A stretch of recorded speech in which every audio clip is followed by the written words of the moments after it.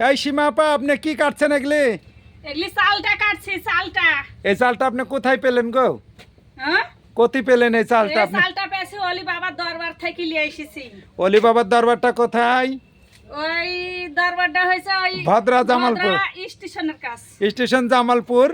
অলি বাবার দরবার থেকে সীমা আপা চালটা এনেছে, চালটার এখন আচার করবে। তে সারা সর্ষের তেল দিয়ে করবো, খাইতেই স্বাদ লাগবে। আরে রে বাবা, এটি যে গুমা সাপের মতন ফুলছে। এগুলো কোন বাপের বাড়ির জিনিস দেখলি করবি সারা এক জাগর মশলা এই লাগবে। তুই বেটার বাড়ির সংসারে কাম করিনি তুই, হ্যাঁ, এখন ঝাড় করে। তুই কাছে খালি আর তো মারামারি করছো আমি চালটা এগুলির একটা দুইটি মশলা লাগবে এই চালটার আচারে। যেমনি হকারালা আসবেন, হকারালা বেটা দাঁড়াও তো। আমি আমি? আচার খাবো তো কত বার ভাত খাইনি আমি। সাত করে করছি। এই যে গরম পানি জড়া দিছি, আমি গরম পানি ঢালি দিব। এভাবে খাবে আর মানছে আচ্ছা, এই চালটার আচার কি কি মশলা দিতে হয়? শস্যি বাটা আছে আপনার কাছে? শস্যি বাটা সর্ষে বাটা নাই খান, যা আছে ডাল সম্বরা কালি জিরি এগলি দিয়ে দিব, ওসুন দি। আর রানীমা দেখবে।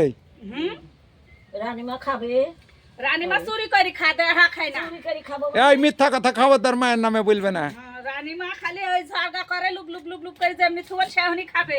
খাবো না তা খাইস তো, ঝাড়গা করিস কে? আমি ওকে খাইনি খাইস না তুই তুই খাবি। চাটিস।